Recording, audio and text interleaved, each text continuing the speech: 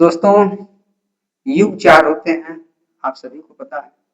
सतयुग, त्रेता, द्वापर और कलयुग। लेकिन ये युग तो बहुत लंबी-लंबी है। अभी कलयुग का प्रथम चरण चल रहा है।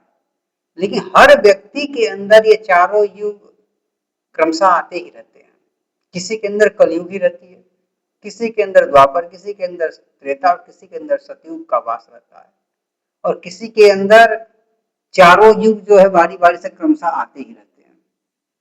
हम समझ सकते हैं कि यदि ब्रह्म मुहूर्त में हमें उठने का नियम है, ब्रह्म मुहूर्त में सबको उठ जाना चाहिए, सारे कार्य करने चाहिए, लेकिन हम नहीं उठते हैं, बिस्तर में पड़े रहते हैं, आंखें बंद रहती है, सोए रहते हैं, सूर्य निकल आता है, ये समझ ले कि उसके अंदर कलयुग का वास है, वो कलयुग में जी रहा है व्यक्ति। यदि व्यक्ति ब्रह्म मुहूर्त में उठ करके आंखें खोल लिया हो लेकिन लेटा हो, चुपचाप पड़ा हो बिस्तर में, ये समझ जाए कि हम द्वापर में जी रहे हैं, द्वापर उसके अंदर चल रहा है। यदि व्यक्ति अगर ब्रह्म मुहूर्त में उठ करके बिस्तर में उठ जाए, बैठ करके चिंतन मनन कर रहा है, सोच रहा है, सिर्फ कर नहीं रहा है, सिर्फ बैठे बैठे सोच रहा है, ये समझ जाए कि वो त्रेता युग में जी रहा है।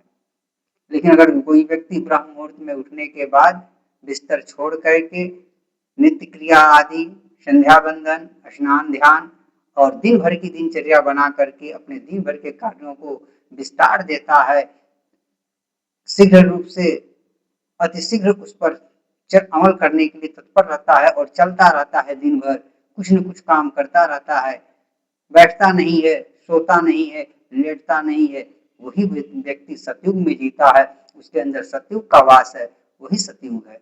और वो व्यक्ति जो है सफल होता है, अपने जीवन में लक्ष्य को प्राप्त करता है और उसके अंदर हमेशा सतोगुणी सारी प्रवृत्तियां उसके शरीर में वास करने लगती